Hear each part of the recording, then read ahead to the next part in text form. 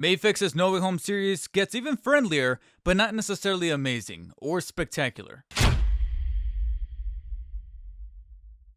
Frankly, I don't think I'm out of line when I say that it should be studied as far as the timetable and the occurrence, the phenomenon, if you will, of how Mafex came about the No Way Home series, specifically the trio of Spidey / Peter Parkers, the Tom, Andrew, and Toby, because something definitely went a little awry in the timetable. I don't know if it was a symptom of the current climate of things as far as manufacturing, as far as the whole tariff situation. One of those factors of which did in fact impact the Mafex Amazing Spider-Man 2 Andrew reissue / remaster revitalization of whichever it is that you want to call it here. Basically a brand new incarnation of the Andrew Garfield Spidey that is more or less supposed to be tied to the No Way Home interpretation. Except, of course, due to licensing issues with Sony and that whole kerfuffle, it has to be branded as the Amazing Spider-Man 2 incarnation. As far as the imagery on the box, the logos utilized, and Mafex is not the only one that's subsequent to these conditions. Obviously, Marvel Legends and even the high echelon of really high tier, prestigious, premium quality figures in the 1/6 scale market, such as Hot Toys. They had to do the whole Amazing Spider-Man 2 branding thing. But those are conditions that Mafex kind of knew ahead of time. What they didn't anticipate was, of course, everything that was going to happen in terms of the actual manufacturing of this figure, to the point of getting delay after delay after delay, not unlike Toby. So I don't know if maybe this whole series is cursed to keep us sort of fed for the time being. We finally got Andrew released, arguably at the worst possible time considering the whole tariff situation, which put an even bigger hurdle. And so some of us not only had to wait for this guy to get released, period, but then had to subsequently pay extra tariff charges to finally bring him home here in the States. So, did this figure match the expectations after all this time, delay, and financial encumbrance? Admittedly, when I pulled him out of the box directly, I thought to myself, not so much, considering the way that everything was tooled together as far as the segmentations, the very obvious joints, the way that the shoulders were sort of protruding in a very spherical sort of way that to me just kind of contradicted the physique of Andrew Garfield in the movie, because he went with a much slimmer physique, kind of reminding me an awful lot of Ultimate Spider-Man, as opposed to the much stockier and a little bit more muscle-bound interpretation that Tobey Maguire had in the prior movies. So I thought to myself that here we were kind of getting a little too drawn out with the shoulders, and so I wasn't necessarily sitting too comfortable with the figure. It was reminding me an awful lot of the quote-unquote jankiness that I was finding a little bit with the Tobey Maguire figure, especially, like I said, after all those delays, after getting the figure pulled back, and it looks like maybe they were revising certain things. And I was feeling a similar vibe with Andrew here, specifically around the knee area where things get kind of wobbly in terms of, like I said, the tooling, the way that the plastic feels a little bit in hand. But then the more I kind of played with this guy, and I thought to myself, you know what? There's actually something that is just sitting at home slightly better than the Toby did on those first initial hours with the figure, as far as looking at the suit, which is considered by many to be one of the finer live action suits that we've gotten up until this date so far, which didn't necessarily had too much of a protruding web line as far as the way that the webbing is stitched in, but people were really in love with the lenses, the symbol, albeit a little low on the chest, but the actual design behind the symbol, as well as the color scheming, people thought that it was really top notch. And Mafex, for the most part, really did make good on that promise to bring this guy to their 6-inch line as far as that suit is concerned. In terms of the way that everything is stitched together, as far as the lining, the webbing, the way it's portrayed, and how faithful it is, down to even what a lot of people have kind of criticized of having a very rounded belt here towards the bottom of the crotch area, as opposed to having the kind of like a diamond shape like Tobey Maguire's was. At least it's faithful. Even if you may not like it, it is incarnated there. And at first I thought to myself that maybe they got the pattern wrong, but looking at some of the reference material, I did notice that an awful lot of the texture work happening on both the blue and the red is pretty much faithful. The only thing that I probably would have liked, and it's more so leaning towards a subjective thing, actually two things, would have to be that maybe the webbing could have leaned a bit more towards a very dark and pretty much straightforward black paint application for the webbing, as opposed to still retaining a little bit of that reflective gray patterning that is very reminiscent of the Tobey Maguire. Because in that movie, the Amazing Spider-Man 2 that is, one of the key things to take away from the movie as being a positive, as opposed to all the shittiness that is in that movie. I'm sorry, I truly do dislike that movie, borderline hate it. But at least one of the things that I really did love was the suit itself. And the black webbing was a very sharp contrast to the way that Tobey Maguire's silver protruding webbing really had. And so I kind of wish that they would have made it pop a little more by having it be straightforward black as opposed to having it be reflective amongst the red. At least they managed to retain a little bit of that blackness, that much more saturated dark paint application for the symbol there on the chest, despite a little bit of the cutting of the legs because of the mid-torso joint that we'll cover there in a little while. But at least you can see right here that the red one, much more elongated legs with it kind of coming across the backside here, is very apparent. I kind of wish it was a bit more saturated, but at the same time, it still reminds me of that opening shot from Amazing Spider-Man 2. That is pretty nice. And then when it comes to bold colors that really pop, yeah, those lenses are truly really well done here, and in my opinion, do favor the saturation of the white, the eggshell white, so to speak, a bit more favorably than it would have been in the Tobey Maguire version, which I guess in hindsight, it makes sense that they went with a much more reflective pattern to kind of separate and distinguish the two lenses between what we got going on right here versus the Tobey Maguire when it comes to Mafex. I just kind of wish that maybe S.H.FIGUARTS would have followed that pattern because FIGUARTS went with a little bit too white on the Tobey. So here it's cool to see that Mafex did that. The only thing as far as the color scheming that I'm still a little on the fence about would have to be the blue and the red. The blue, I feel, would have been at least a little bit brighter. I don't know necessarily how I feel about the mitigated, slightly opaque version that we got going on right here. There's shots in the movie where it looks pretty similar to how it looks like here in 3D format, but then there's other shots where it's, mainly during the daytime of course, where it does feel like maybe the light's bouncing off of it a little bit too much, that it becomes overly bright. And I kind of wish that they would have leaned in that direction, only because it's Spidey. I want the figures to really pop as opposed to just kind of blending into the background, very similar to how the blue is sort of blending into my backdrop here in this lighting format. But of course, that also really depends on where the collector is going to be putting this up on the shelf. The only other area that I definitely feel I'm leaning towards a subjective take here, very personal one, so I'll understand if you guys don't share the same sentiment, would have to be the red, because there's pockets where the red looks really nice, and then there's others where it looks a little washed up and a little too bright, almost like it's getting a little bleached. And at first I thought that it was a defect. I thought it was maybe a QC problem that they hit as far as the paint decals for the red.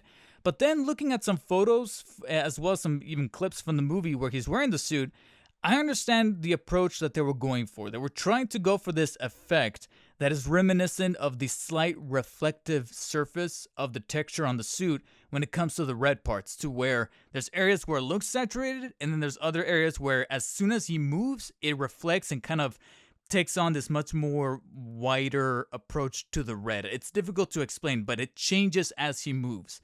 And in live action, in terms of that fabric, it works. I personally don't feel 100% sold on it working in a figure format as in regards to the plastic utilized here. And like I said, it's a subjective take. If it ended up resonating with you, that's completely awesome, and I'm pretty glad that it ended up not being an actual QC problem as opposed to a couple of little QC issues that it did manage to pick apart in very thorough scanning. But again, they're very minute, completely consequential, very nitpicky, so to speak. And so the red, it's simply just something that didn't really float my boat, but at the same time, it's definitely something that I only see here in a very, like I said, subjective area. When it comes to objectivity, I think I would save that more so for the articulation, which is an area that I think can definitely not be left up to personal preferences. It's something that definitely needs to be nailed from any toy company, especially within the prosumer stage. And I'm glad to see that after a little while of futzing and finagling, I personally do feel like Mafex was able to kind of tool together a figure that ultimately felt a little better than even the Tobey one did.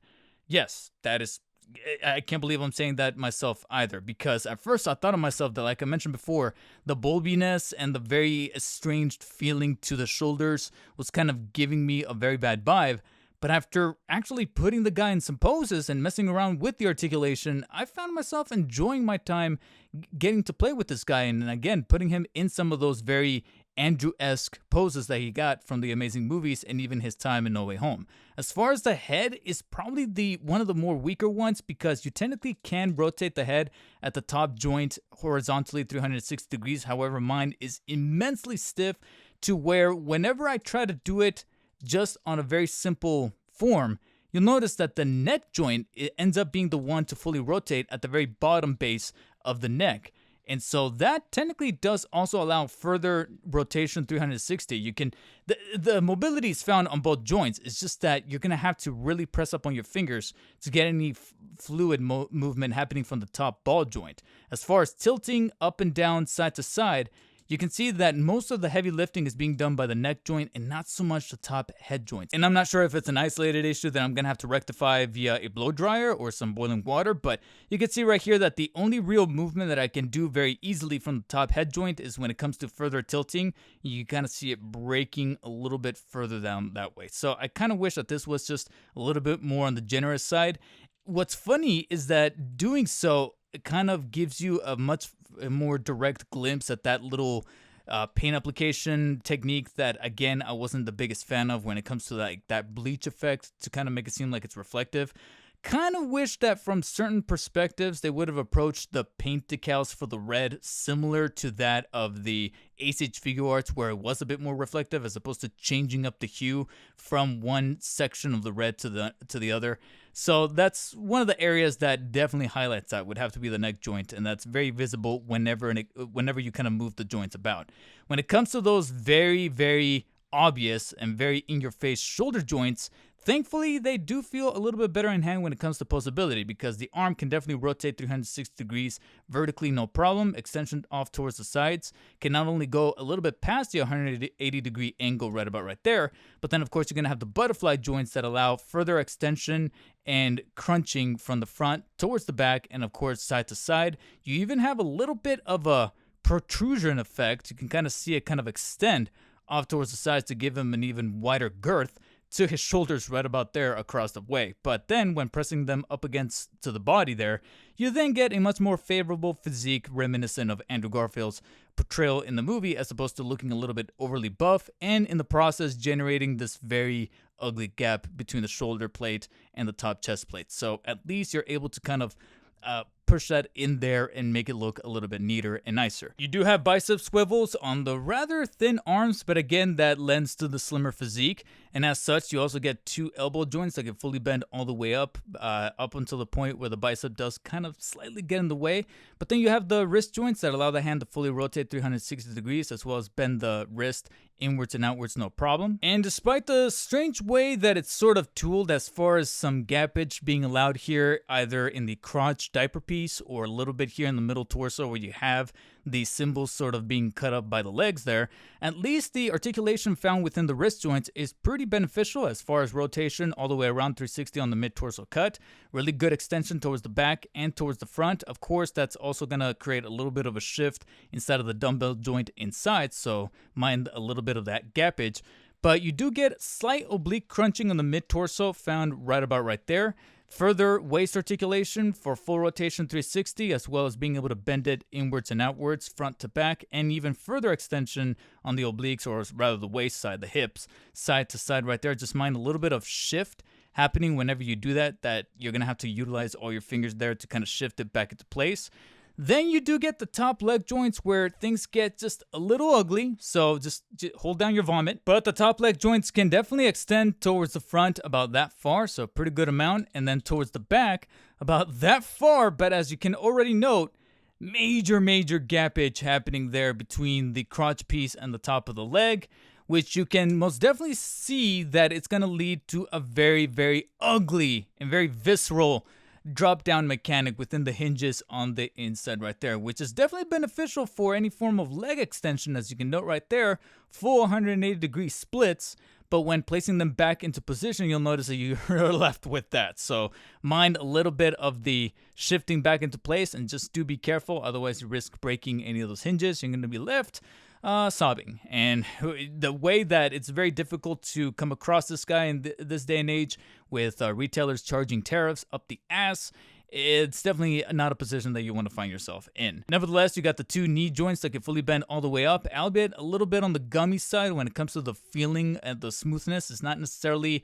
the trademark Mafex knee joint that I've come to love. So again, kind of feeding a little bit into my theory that the No Way Home series, or at least some of these live-action Mafex figures, have been handled by the B team as opposed to the A team, who are currently residing over on the comics side of things as far as what they're bringing to the table in 2025.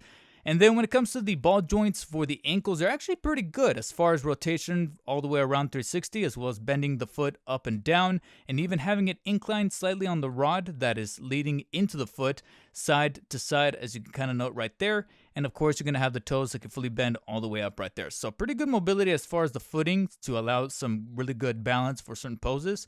And again, the articulation inherently is not bad. It's just the way that certain areas look a little garish when it comes to neutral posability, and albeit it's good, I don't know if it's good necessarily, but it's interesting, at least, that the worst joints would have to be found mostly in the head. But as far as at least leading into the poses that Spidey's known for, as far as flexibility and having that very animated style to his physique, at least the remaining joints found on the body are pretty complementary. And Mafex also makes sure to complement their Spidey figures with the right amount of hand accessories, because you're obviously gonna be able to make them animated in those poses.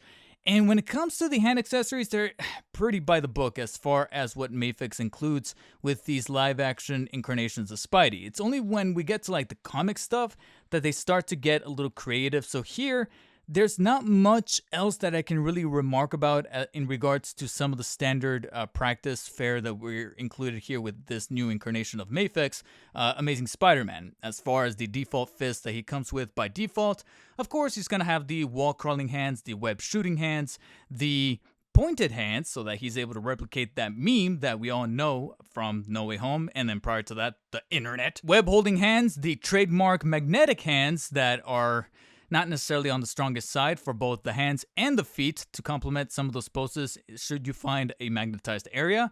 And then you get two gripping hands with slightly variations of the digits on there. And I would argue that one pair is specific for simply just gripping hands to hold on to a particular item of sorts. What that item is necessarily, I have no idea. But the other pair is sculpted in a very specific way, and it's done so in order to hold the empty mask, which is sculpted very similar to that of the Tobey Maguire one in terms of just the way it's drooping and kind of falling, specifically with the little indentations here to be held by the gripping hand. The only difference is, of course, the paint applications, the webbing, and the way that the lenses are styled to then mimic that of the Andrew Garfield head there. And naturally, having an empty mask means that we're going to have the unmasked Andrew Garfield head, which is, of course, going to be a point of contention for an awful lot of collectors, considering that not only are we dealing with the hurdles of licensing and all that bullshit, to be quite honest, but after all these delays, you would think that maybe somewhere in that process they would have refined the head sculpt to look a little bit more like Andrew Garfield. And I understand that thanks to that licensing bullshit, we're going to have to deal with the Amazing Spider-Man 2 incarnation with the little pompadour hair, very unlike the way that he looked a bit more naturally in No Way Home. So here, I don't really mind the hair sculpt specifically because it's actually done pretty effectively and pretty nicely. And even the skin tone and paint applications for the face is not necessarily bad as far as the actual technique being utilized. It looks like a legitimately good head sculpt. It just doesn't really look like Andrew all that much. I showed it to my girlfriend and her first instinct was to say that it looked like someone that just bears a resemblance to like a hybrid baby of Tom and Andrew specifically. Like no Toby, it's literally like if you took Tom and Andrew mixed together, and now it's very difficult for me to not see that. He also comes with the unmasked neck stump right here to make sure that it kind of fulfills that illusion. And the actual articulation and the way it kind of flushes with the body, I can't believe I'm saying this, but it actually kind of flows a little bit better with the body as opposed to the default masked head sculpt and neck stump, because that one does create a little bit of a gap whenever it comes to moving the head about, whereas the unmasked head sculpt is actually feeling a little bit more natural on the joint in and of itself. But in terms of that likeness, it's not the worst, but it most definitely could have used an extra bit of refinement. And at this current juncture, if anything, it's probably leaving us to look at some of the third-party companies out there that are doing some unlicensed work to then bring us a much more faithful incarnation of the Andrew Garfield's head sculpt, whether it be lifted from Amazing Spider-Man 2 or more poignantly from Spider-Man No Way Home, so that he fits right at home, no pun intended there, with the other two figures, whether it be the pre-existing Mafex Toby or the upcoming Tom from either the final suit or integrated suit, so that it fits more at home with the climax setting. And in the meantime, we can maybe look at those third-party companies to give us some much more diverse web accessories, because naturally he comes with the same ones that we've seen time and time again, as far as the sculpt work, the little bulb there at the end, the hoops to be able to fit inside of the wrists so that you can kind of mix and swap. Of course, you're going to have two short ones, two long ones, and then two L-shaped ones for web swinging purposes. The only little point that I'll give Mafex in regards to these web accessories would have to be the little bit of diversification towards the paint application for them. Contrary to the Tobey Maguire versions that looked a bit more translucent and clear, the Andrew Garfield web accessories look a little bit more opaque. I guess you could argue they look a bit more milkier and synthetic, which completely makes sense considering that Andrew Garfield's Spider-Man made his own webbing via the shooters, as opposed to the much more organic method that Tobey Maguire's holes. I put that on documentation here, so now people are going to be able to clip it and soundbite it. But his are meant to be a bit more natural, a bit more organic. So they're going to be, I guess you could argue, more pure. So I did appreciate that little attention to detail, Mafex. So I guess I'll give you guys a little bit of a point for that one. However, I'm still in the deciding phase as to whether or not I should pull that point back, considering that in regards to what's included with this reissue of the Amazing Spider-Man 2 Andrew Garfield Spidey, that's really about it. In terms of what's included in the box after all of those delays and hurdles that we have to jump through, I feel like at this point, there should have been something else included in the box. I mean, Tobey Maguire's Mafex Spidey came with the Doctor Strange portal as well as that Cure accessory. What does Andrew Garfield come with? Apart from the hands, the head, and the web accessories? Kaput. And it would have been neat if maybe he came with the Cure, at least his incarnation, at least his version of the Cure. I believe Electro had that little like stump that had to be put on the arc reactor to mitigate his powers. Or hell, if you want to take it a step further, include the lab coat that he puts on when him and the other two Spideys are concocting the cures, and he's the only one that is whimsy enough and has the personality to put on the lab coat and kind of abide those lab protocols. And I understand that Mafex is not necessarily known for like felt goods all the time, so they might have taken the extra approach the way that they did with the recent John Wick Chapter 4 figure, where you can technically take off the sleeves and put on the white sleeves for the coat and then kind of have the coat accessory kind of envelop the torso piece. That would have been a nice idea. But I understand why they didn't. Don't get me wrong. I know it's falling on deaf ears, because the reason for that is because those accessories would then be attributed to the Spider-Man No Way Home movie, which is of course going to fall into those same licensing trappings. They can't call it back to that. They can't include any accessories for No Way Home because this is supposed to be, technically speaking, an Amazing Spider-Man 2 figure. Okay. So why not call it back to Amazing Spider-Man 2 and make good on what you didn't include on the original Amazing Spider-Man 2 version, which was the fireman hat, the backpack, the beanie with the scarf when he's sick during that montage. There's a good amount of accessories that you can pull from that second movie and still include it here. But then it becomes a double-edged sword, because maybe you don't want to confuse people into thinking that they're picking up an Amazing Spider-Man 2 figure and not a No Way Home figure. So it becomes a catch-22 at this point. And it's because of the absence of those prior accessories with the original version, and then combine that with the shortage on time and money, that I didn't pick up that original version of Amazing Spider-Man 2 Spidey and simply just reserved my position for this new reiteration remaster. And apart from what you see before you here on the screen, and then of course the included translucent base, there's not much else in terms of accessories that could have supplanted what was already becoming a much more better than expected figure, especially coming off the heels of the slight little bit of bittersweet feelings that I was kind of feeling towards the Tobey Maguire Mafex. I am nevertheless going to compare it to what is probably going to serve as much more contrasting imagery, which is going to be that of the competition. Specifically, the much more direct competition in the form of the S.H.FIGUARTS, and then on the much more budget-friendly side, the Marvel Legends. And typically I like to build anticipation towards the direct competition. In this case, it would be Mafex versus the Figuarts. But I actually have a little element extra to compare between the usual goof that would be the Marvel Legends. So we're actually going to start off with the S.H.FIGUARTS, and I think in this case it'll be a bit of a blessing to rip this band-aid off, because holy shit. Yeah, I know that this is a bit of a cliche metaphor to utilize here, but it truly does feel like this is the action figure or toy collectible equivalent of going to bed with someone after a few drinks at the bar, making the very questionable decision of doing it in the first place, and then waking up the next morning to then realize, Christ, what have I done?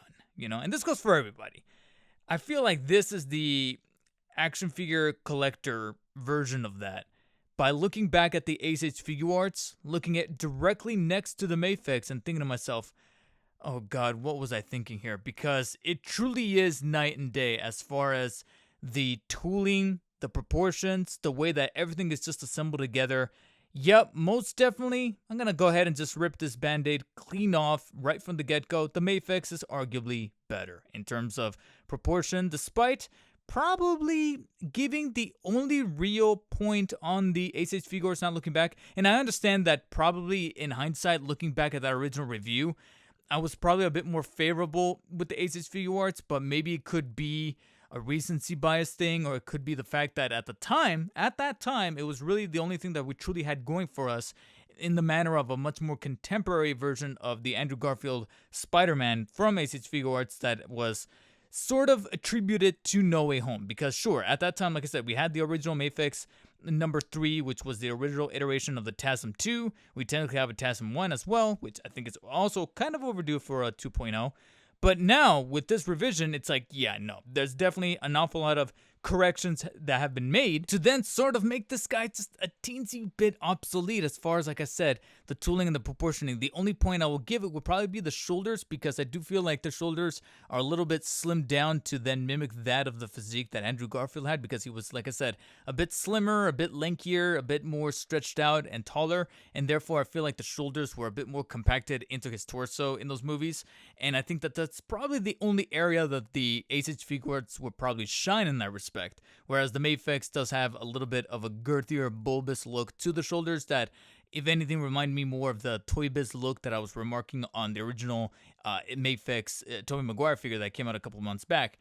Apart from that, though, everything else as far as the actual proportioning of the legs, the arms, and most especially the torso that doesn't look so alien-like like it does over here on the S.H.FIGUARTS, combined with the way that everything is assembled and tooled together with the paneling and the segmentations of the joints that feel just a little bit more synchronous with the Mafex, or at least blends in better. It's no question that the Mafex just had a little bit more TLC thrown at it as far as making sure that at least it doesn't look too much of an eyesore up on your shelf. And speaking of eyesores, that head sculpt, Jesus Christ, again, I'm not necessarily certain of what I was thinking going back and overlooking that review of the S.H.FIGUARTS, because Mafex is by far, in my opinion, a definitive improvement.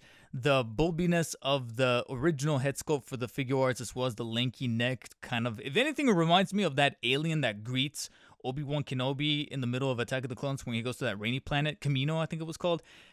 It reminds, hey, welcome Obi-Wan Kenobi, we've been expecting you. This is straight up how it looks like that.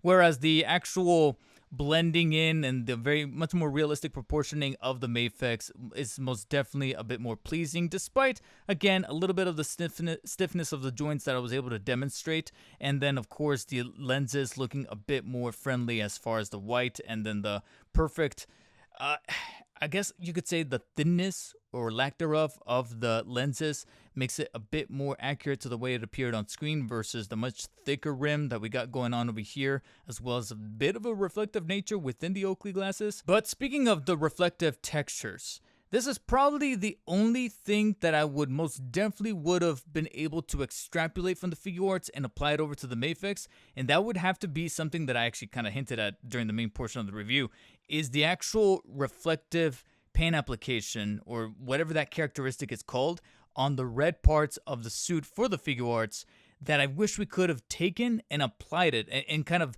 brought about that method of reflection to the Mafex, as opposed to the muted stuff that we got going on over here with the original version of the Mafex. Because despite the color scheme being a bit more accurate on this brand new Mafex, as far as the blue that appeared on screen and specifically the red, again, I'm not the biggest fan of what they tried to go for with this hue of red, where certain areas look a little bit more bleached out, or on the opposite end of that spectrum, saturated, than others, to make it look like it's changing in movement, but it's static. That's probably the only thing that I really wish that we could have pulled from the Figuarts and replicated here. Apart from that, though, the color scheming is way more accurate. Like I said, if anything, this red and this blue hues that they utilized is probably closer to the hues or the color palette that we had going on for the original Amazing Spider-Man suit, with the much more mitigated colors and the different rubberized texture than what we got going on in the revisement of the suit in Amazing Spider-Man 2. Apart from that, though, yeah, you guys can already kind of tell where I'm coming from here. The Mafex is arguably better. If there was any one other thing, would probably be the texture for the blue parts of the Figuarts look a little bit more concentrated, as opposed to the stretched out pattern that we had going on over here for the Mafex, that if anything reminds me more so of the Toby hexagonal look for the blue, as opposed to the original TASM2. Because the only hexagonal parts of the suit was definitely red, whereas the blue had kind of like a cross section. Unless I'm overlooking the details, but from what I was able to tell from pictures, from close-up pictures, the red did have the hexagonals, and you can find them there in the Mafex, just like with the Figuarts. But in the blue, it looks like they did change up the texture a little bit, so that's probably the second thing that I can possibly think of.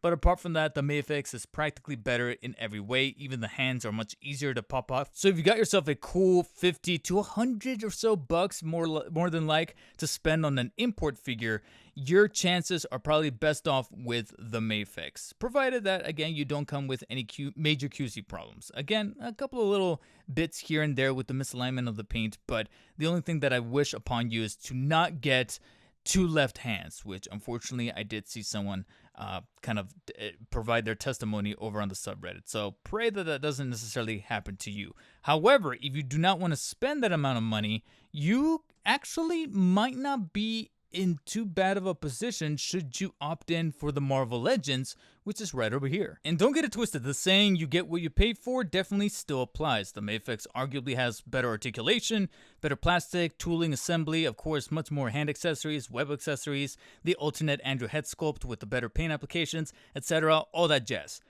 But if you truly are on a budget, there's much more worse ways to spend 25 to 30 bucks, like the retro card or bubble card, whatever you want to call it, edition of the Andrew Garfield from a couple years back. One of the rare Hasbro W's, as the kids like to say these days, because I frankly still really enjoy this figure, even putting it next to the Mafex. Again, the assembly and the tooling is definitely what you come to expect from an import like the Mafex, but when it comes to the actual texture work and the paint applications for the Andrew Garfield, it's not that bad. Not only were they able to nail the accuracy of the physicality for the lankiness of Andrew Garfield here, to the point where if you put him next to the Toby and the Tom that came in that set, they would actually look pretty faithful to the way they looked like on screen.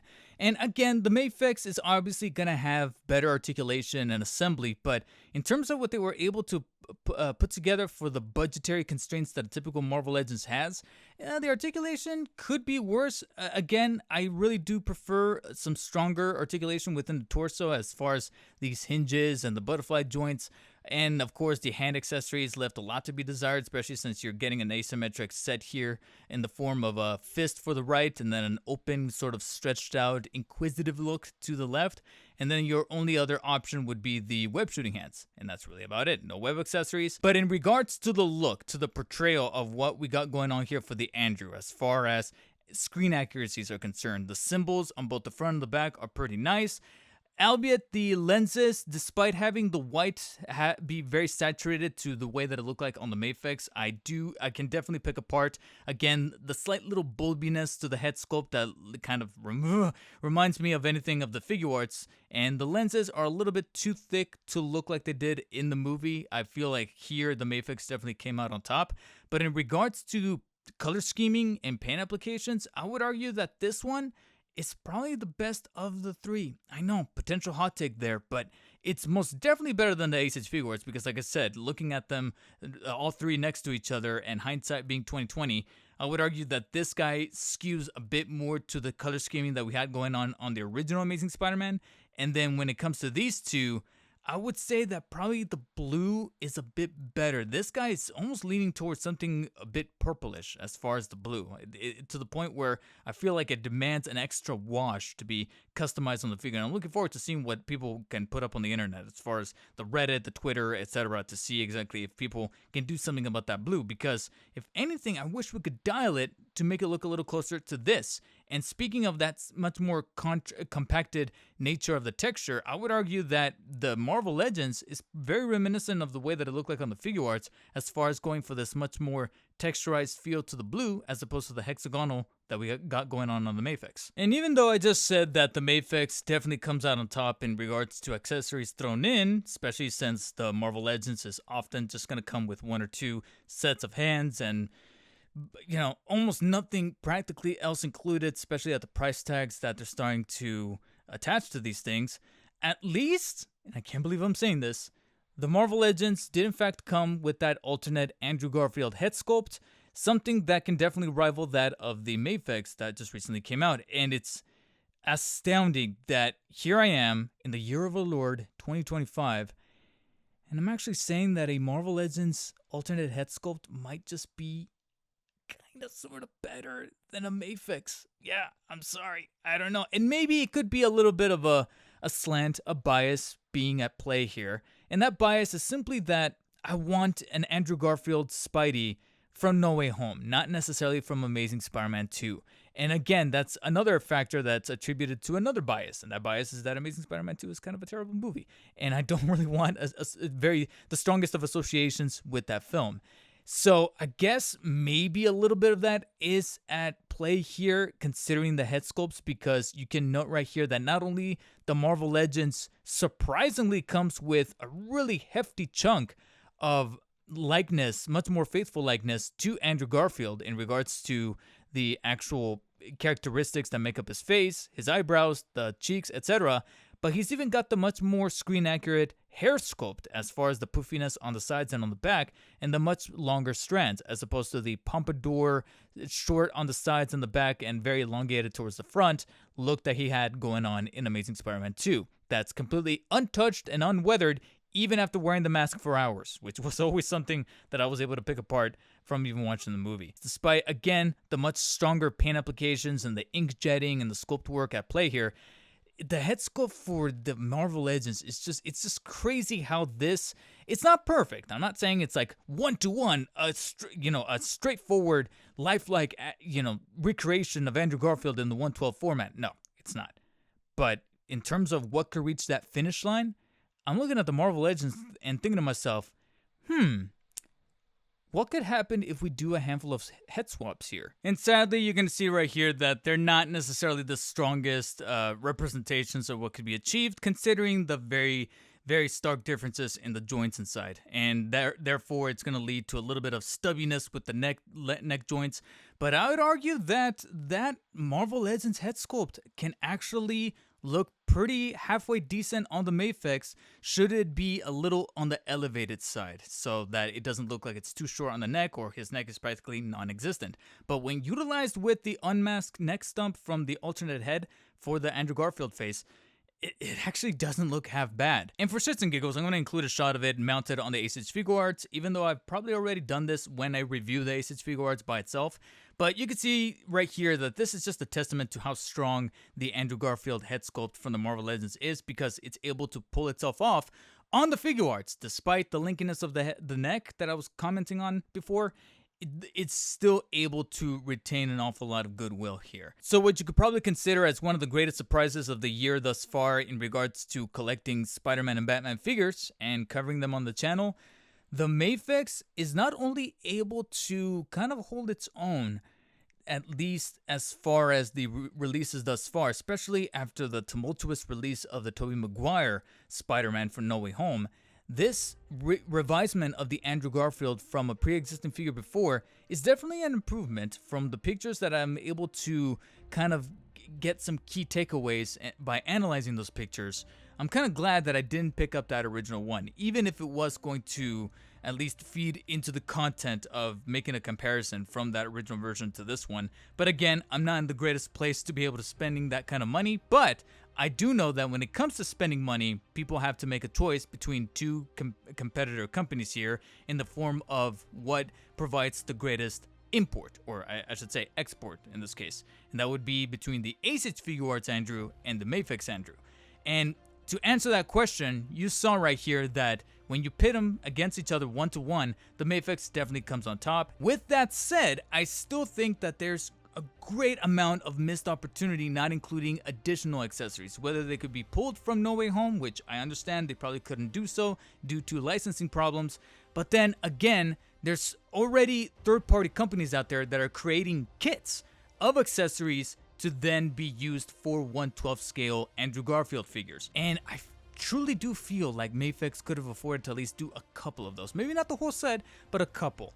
And so I think that there's still something gravely lost there, especially when you're spending somewhere south of $100, somewhere between $80 and $90, and then probably ballooning it up to about $100 if you're factoring the shipping and the taxes. Because as a consumer myself, I need to still make that transparent and clear that that could still factor into the price and into the purchasing decision of wanting to pick this guy up, especially when we're dealing with that at the time of this recording. Which is why I would argue that it's still not a bad road to take should you opt in for the Marvel Legends. Sure, the scaling might be a little bit strange here since it ends up being the taller of the three, but you do get that much cleaner Andrew head sculpt on the side there, and maybe through the means of some kind of third party or buying them a la carte through some of these websites like 16kit or Toy Metaverse, etc. You could probably pick up some of these accessories that are sold as a kit, or maybe some web strands that are done by some kind of customizer or modder on Etsy, etc.,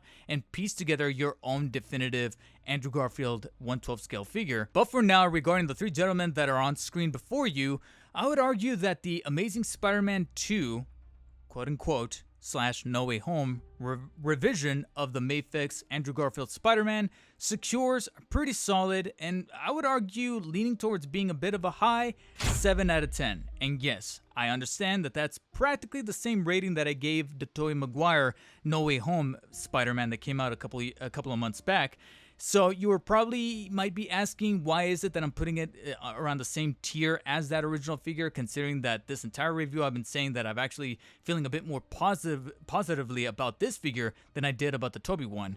And that's because despite being a stronger core figure with the better articulation, the better tooling that felt better in hand, along with the Andrew Garfield head sculpt, the accessories, all that jazz, I still feel like it could have won me over a little stronger with some added accessories for what's included in the box, especially when you technically already did that with the Tobey Maguire figure. For now, if you guys managed to secure your own Mafex Andrew Garfield Spider-Man from No Way Home, Amazing Spider-Man 2, let me know what you guys think about it down in the comment section below, or are you guys saving up to import him in? Are the tariffs having some kind of implications on whether or not you should pick it up because you're seeing that some places are charging a little bit more than others? Or are you waiting for the eventual DB Toys Felt Good suited 1/12 version of their Worm Man, as they're calling it? They could have called it anything differently. I don't understand why they opted for that name. But whatever you guys have to say, let me know down in the comment section below. And while you guys are down there, hit the thumbs up button if you enjoyed this review. Thumbs down if you did not. And as always, stay humble. Catch you later.